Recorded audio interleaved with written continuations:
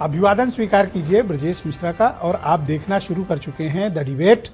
ऐसा प्रतीत होता है कि उत्तर प्रदेश में चुनाव नज़दीक है। बीजेपी में एक अलर्ट भी संगठनों को आया है, लेकिन इस बीच पिछले 2 दिनों से उत्तर प्रदेश में गठबंधन की राजनीति और खासतौर पर असदुद्दीन ओवैसी का बहराइच दौरे ने विपक्ष में खासी खलबली मचा दी है। क्या उत्तर प्रदेश में विपक्ष के परिवार का विस्तार होगा या फिर ओवैसी की नो एंट्री? आज चर्चा इसी विषय की। बहनों भाइयों, कोई लाख आलोचना करे, लेकिन असदुद्दीन ओवैसी मुसलमानों के बीच एक बड़ी लोकप्रिय शख्सियत है। बहुत लोग उन्हें प्रेम करते हैं, बहुत लोग उन्हें धिक्कारते हैं, नाराज भी होते हैं, लेकिन ओवैसी से प्रेम करने वालों की संख्या बहुत है। जब वो बहराइच आए, उन्होंने शक्ति प्रदर्शन किया, शाम को सभा की, बेहिसाब भीड़ आई। उस भीड़ ने बहराइच में, समाजवादी पार्टी में, कांग्रेस पार्टी में मुसलमान नेताओं में खलबली मचा दी, ऐसे जैसे चाय खौल गई हो। ओवैसी भले ही उत्तर प्रदेश में मुंह की खाते हो, हर चुनाव बुरी तरह हारते हो, उनके प्रत्याशियों की उत्तर प्रदेश में जमानतें जब्त होती हों, घर का पैसा इलेक्शन कमीशन को देकर जाते हो, लेकिन उसके बावजूद ओवैसी की शख्सियत ऐसी है कि आप उनकी मौजूदगी को का इनकार नहीं कर सकते। मुसलमानों के बीच वो एक करिश्माई लीडर के तौर पर जिनसे बड़ी मोहब्बत है। उत्तर प्रदेश का मुसलमान ओवैसी को वोट नहीं देता तो क्या देता है? प्रेम देता है, अपनापन देता है, एक भरोसा और एतबार करता है। लेकिन राजनीतिक रूप से उत्तर प्रदेश के मुसलमानों ने ओवैसी को कभी स्वीकार नहीं किया। अब वो बहराइच से उन्होंने आगाज करके ये संकेत दिया है कि उत्तर प्रदेश में चाहे 2026 में चुनाव हो जाएं या 27 में, ओवैसी की पार्टी AIMIM उत्तर प्रदेश में गंभीरता से चुनाव लड़ना चाहती है। ओवैसी के पास एक ओपन ऑफर है, खुला प्रस्ताव। जैसे स्टॉक मार्केट में IPO आता है, तो इनका भी पॉलिटिकल IPO आया हुआ है MIM का। किसके लिए ऑफर है? लेकिन उसमें कंडीशन है, खरीदार गैर बीजेपी वाले होंगे, मतलब समाजवादी पार्टी, कांग्रेस। तो ओवैसी साहब का प्रस्ताव है कि हमको साथ ले लो, हमको अकेला मत छोड़ो, वरना बाद में कहोगे कि ओवैसी ने हरा दिया। तो क्या विपक्ष में समाजवादी पार्टी कांग्रेस का जो अलायंस है उसमें ओवैसी का वेलकम है या ओवैसी के लिए अलीगढ़ का ताला है? क्या है? मैं 2 दिन से देख रहा हूं, बड़ी चर्चा चल रही है पॉलिटिकली, लेकिन समाजवादी पार्टी के अध्यक्ष अखिलेश यादव ने डबल लॉक मारकर ओवैसी की सारी एंट्री को खारिज कर दिया। कहा जैसा इंडिया अलायंस था 24 में और जैसे हमने बीजेपी को हराया था, हम उसी प्रकार रहेंगे। यानी नो ओवैसी, नो मायावती, और भी कोई नहीं। यानी अखिलेश यादव इस चीज को लेकर बहुत दृढ़ प्रतिज्ञ है कि ओवैसी की एंट्री वो नहीं चाहते। उसका कारण क्या है? उसके 2 कारण हैं, जैसा समाजवादी कैंप के लोग कहते हैं या समाजवादी मानते हैं। उनका ही मानना है कि ये बीजेपी की बी टीम है।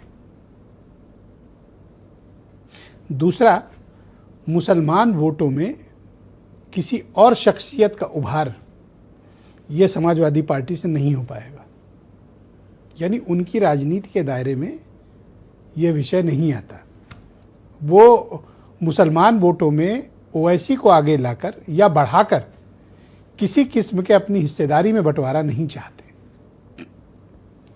ऐसा तब है जब 2017, 2019, 2022, 2024 के प्रमाण हैं कि उत्तर प्रदेश के मुसलमानों ने ओवैसी की पार्टी को चिमटे से भी नहीं छुआ। लेकिन ओवैसी की बढ़ती प्रेजेंस और उनको लेकर होने वाली चर्चा और ओवैसी की तकरीरें समाजवादियों में खलबली मचा देती हैं, खौल जाते हैं, परेशान हो जाते हैं। असहज भी हो जाते हैं। ओवैसी जितना दौड़ेंगे, सपा के मुसलमान नेता उतने ही बेचैन और विचलित होते हैं। तो अगला प्रश्न ये कि इनको साथ क्यों नहीं लेते हैं? तो नहीं लेंगे साथ। तो ओवैसी क्या करेंगे? ओवैसी या तो मायावती से मिल सकते हैं, और जैसा पिछली बार उन्होंने प्रयोग किया था पल्लवी पटेल, चंद्रशेखर को साथ लेके, ये भी कर सकते हैं वो।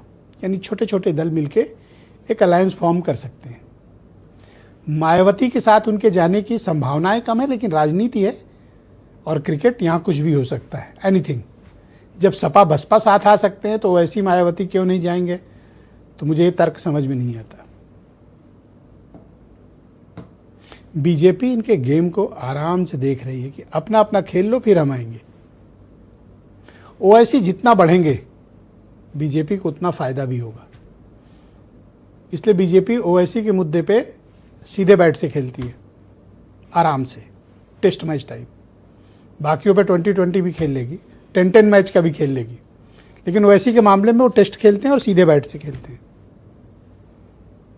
अभी एक नया पेज फंसा दिया कांग्रेस पार्टी ने। आज एक खबर आई दिल्ली से थोड़ी देर पहले कि कांग्रेस पार्टी ने समाजवादी पार्टी के नेतृत्व को एक लिस्ट दी है और कहा हम हर जिले में चुनाव लड़ेंगे, चाहे एक ही सीट मिले। यानी 75 जिले में 75 सीटें कांग्रेस पार्टी चाहती है। क्यों चाहती है? जीतने के लिए नहीं भाई साहब, अपनी सक्रियता को बनाए रखने के लिए। अगर ये कहती कि हम जीतने के लिए हमें 75 जिले में सीट चाहिए तो समझ में आती बात। भाई का ये कहना है कि हमको अपना संगठन सक्रिय रखना है, इसलिए हमको हर जिले में एक सीट दो। तो ऐसा नहीं है कि विपक्ष ने बीजेपी को घेर रखा है। बीजेपी विपक्ष अपने अंतरकलह, अपने अंतर विरोध और अपने अंतर आयामों में फंसा हुआ है। तो ये बीजेपी से कैसे लड़ेंगे? आज वही तो चर्चा करेंगे। आप कुछ बयान सुनिए। अगर कोई दोबारा बीजेपी को सत्ता में आने को रोकने की ये कोशिश करता है तो मैं यहां पर खड़े होकर कह रहा हूं कि मजलिस इत्तेहादुल मुस्लिमीन उनका साथ देने के लिए तैयार है। अगर इज्जत के साथ बातचीत होगी, हिस्सेदारी की बातचीत होगी, तो मजलिस और ओवैसी तैयार है। सांप्रदायिकता के साथ अगर लड़ना है तो दोनों सांप्रदायिकता के साथ लड़ना पड़ेगा। यह नहीं हो सकता है कि आप एक सांप्रदायिकता को बुरा करें और दूसरी सांप्रदायिकता के साथ हाथ मिलाएं। यह नहीं हो सकता है। तो ये दोनों के साथ लड़ना पड़ेगा। ओवैसी साहब सेक्युलर लाइन लेकर के चले, इस तरह की बात ना हो जिस बात के अंदर ध्रुवीकरण का मौका दूसरे को मिले, उसका नुकसान होगा। समाजवादी पार्टी जो इंडिया गठबंधन रहा है वही इंडिया गठबंधन रहेगा। ऐसी बहुत सारी ताकतें आएंगी, बहुत सारे ऐसे लोग लगेंगे जो बीजेपी को लाभ पहुंचाना चाहेंगे। तो बहनों भाइयों, आज की डिबेट आलोक अवस्थी उत्तर प्रदेश में बीजेपी के प्रवक्ता हैं। प्रोफेसर मनीष हिंदवी हमारे साथ मौजूद हैं, उत्तर प्रदेश में कांग्रेस कमेटी के प्रवक्ता। नावेद चिको, बहुत ही जाने माने पत्रकार। डॉक्टर आशुतोष वर्मा, समाजवादी पार्टी के प्रवक्ता। आदिल हसन साहब मौजूद हैं हमारे साथ, MIM यानी ओवैसी की पार्टी के प्रवक्ता हैं। और ओवैसी साहब के ख़ास दोस्त की पार्टी ओम प्रकाश राजभर जी की पार्टी के राष्ट्रीय प्रवक्ता SBSP से अरुण राजभर जी हमारे साथ मौजूद हैं।